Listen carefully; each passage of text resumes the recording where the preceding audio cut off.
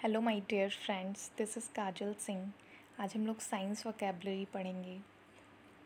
Start करते हैं। सबसे पहले हमारा एस्ट्रोफिजिक्स। ठीक है, एस्ट्रोफिजिक्स क्या होता है?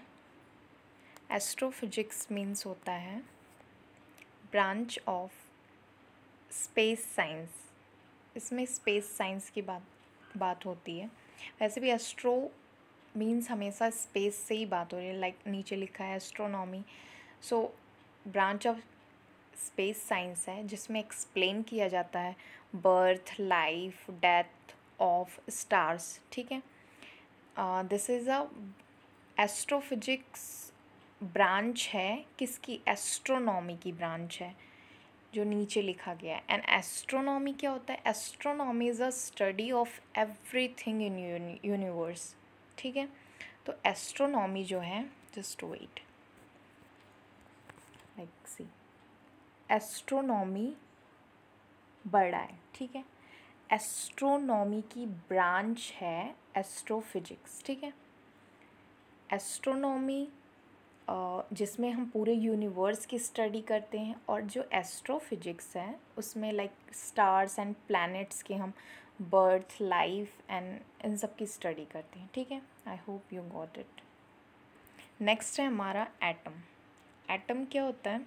This is the smallest unit of matter which taken part in chemical reactions.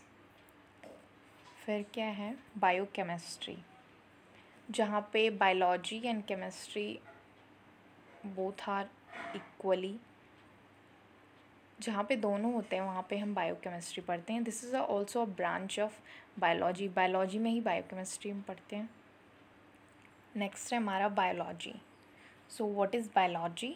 Biology is a natural science. इसको हम नेचुरल साइंस भी कहते हैं, लाइफ साइंस भी कहते हैं। And this is a study of life and living organism. ठीक है, नेक्स्ट है बॉटनी, स्टडी ऑफ प्लांट्स। ये हम लोगों ने पिछली वीडियो में ही पढ़ा था। बर्नर क्या होता है? Burner it mean heat producing, जहाँ से हीट प्रोड्यूस होता है, लाइक स्टोव वगैरह। मतलब हमें लेबोरेटरी में ज़रूरत होती है ना इन सब चीज़ों की। और हाँ, इसका एक और मीनिंग होता है, ये रिकॉर्डिंग डाटा की भी इंग्लिश होती है in other way, in respect of science. इसको हीटिंग प्रोड्यूसिंग कह सकते हो आप लोग। जैसे स्टोव होता है, आई होप देखा हो, अब तो चलता भी नहीं है, पहले चलता था, तो वो हीट प्रोड्यूस करता था ना, वैसे ही। नेक्स्ट है हमारा सेल। सेल क्या होता है? ये तो बहुत ही अच्छे से डिस्क्राइब हुआ है, लोग वीडियोस देख सकते हो। सेल मीन्स वैसे एक बिल्कुल खाली बॉक्स होता है, इसका मतलब हॉलो कैविटी होता है। केमिकल, केमिकल मीन्स भी बताने की ज़रूरत नहीं है, but any substances formed when 20 और 2 और मोर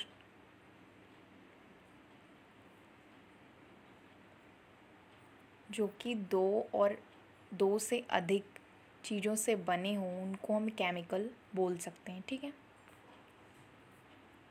climatology, oh no, climate chemical हो गया। केमिकल की स्टडी को हम केमिस्ट्री भी कहते हैं, केमिस्ट्री भी नहीं, ऑफ कोर्स केमिस्ट्री कहते हैं। क्लाइमेट, क्लाइमेट हम किसे कहते हैं? ये लॉन्ग टर्म पैटर्न होता है of weather in a particular area. किसी भी पर्टिकुलर एरिया में लॉन्ग टर्म तक कौन सा पैटर्न चला है वेदर का, उसको हम क्लाइमेट कहते हैं। क्लाइमेटोलॉजिस्ट जो इसकी स्टडी करके हमें बताते हैं, उनको हम क्लाइमेटोलॉजिस्ट कहते हैं। कुवेट, कुवेट क्या होता है? Design to hold a sample of spectroscopic measurement. ठीक है, ये किसी भी चीज़ के सैंपल को, लिक्विड को होल्ड करता है। इसकी भी ज़रूरत हमें लेबोरेटरी में होती है, उसको हम कुवेट कहते हैं। ठीक है, डाटा, ये तो डाटा वैसे भी कोई भी न्यूमेरिकल इन्फॉर्मेशन हो, वैसी इन्फॉर्मेशन हो, उसको हम डाटा कहेंगे। ठीक है, और डाटम, डाटम क्या होता है? A fix starting point of a scale और ऑपरेशन। किसी भी चीज़ को स्टार्ट करने का जो एसेंशियल पॉइंट होता है उसको हम डेटम कहते हैं। ठीक है, इलेक्ट्रिसिटी ये बताने की ज़रूरत नहीं है, इलेक्ट्रिसिटी सबको पता है। इलेक्ट्रोकेमिस्ट किसको कहते हैं? स्टडी ऑफ केमिकल प्रोसेसेस जो कहते हैं उसको हम इलेक्ट्रोकेमिस्ट कहते हैं। एलिमेंट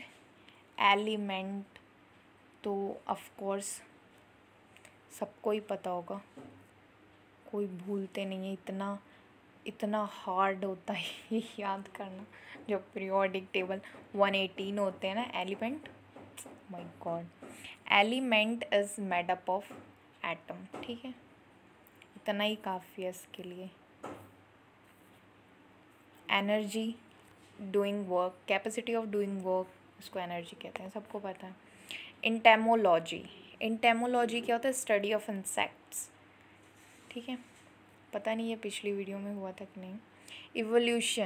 इवोल्यूशन वैसे इवोल्यूशन एक बहुत ही अच्छी थ्योरी है, बहुत ही इंटरेस्टिंग है, बट इवोल्यूशन आप ऐसे समझ सकते हो कि नेचुरल सिलेक्शन, और कोई भी चीज़ ग्रोथ करेगी उसका एडवांसमेंट होगा। नेचुरल सिलेक्शन का मीन्स क्या होता है कि नेचर सेलेक्ट करेगा, हाँ ये सर्वाइव करने लायक है या नहीं है, वो धीरे धीरे फिल्टर करता जाता है नेचर। ये इवोल्यूशन थ्योरी किसके द्वारा दी गई थी? By Darwin, Charles Darwin. ठीक है, ये याद रखिएगा। एंड नेक्स्ट है हमारा इवोल्यूशन के बाद एक्सपेरिमेंट। ये बताने की ज़रूरत नहीं है, हम एक्सपेरिमेंट करते हैं।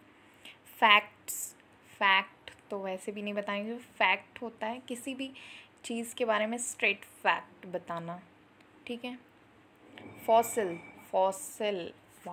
फॉसिल होता है जैसे कि मान लो बहुत ही साल पहले किसी वजह से पूरी दुनिया डिस्ट्रॉय हो जाए, उसकी वजह से जैसे जो पेड़ पौधे हैं, जो जानवर हैं या फिर जो इंसान हैं, वो सारे प्रेशर एंड टेम्परेचर की वजह से बिल्कुल नीचे चले जाएं, धरती के बिल्कुल भी नीचे।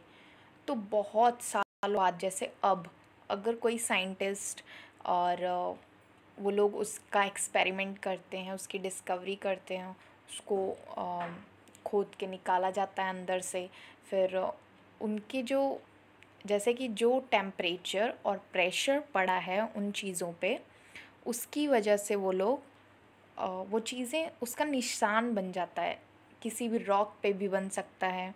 यही फॉसिल्स का मैंने स्टडी बताया था पिछली वीडियो में, जिसको हम पैलेंटोलॉजी कहते हैं। तो उसका जो निशान है उसका कार्बन डेटिंग करके, लाइक प्लांट्स का है, तो उसमें कितनी रिंग बनी है जब हम काटते हैं प्लांट्स को। तो देखना आप लोग कभी ध्यान से, जब पूरा प्लांट कट पूरी ट्री आप समझो, जब ट्री कट जाती है, मतलब पूरी जड़ से ना निकली हो, कटने के बाद जो राउंड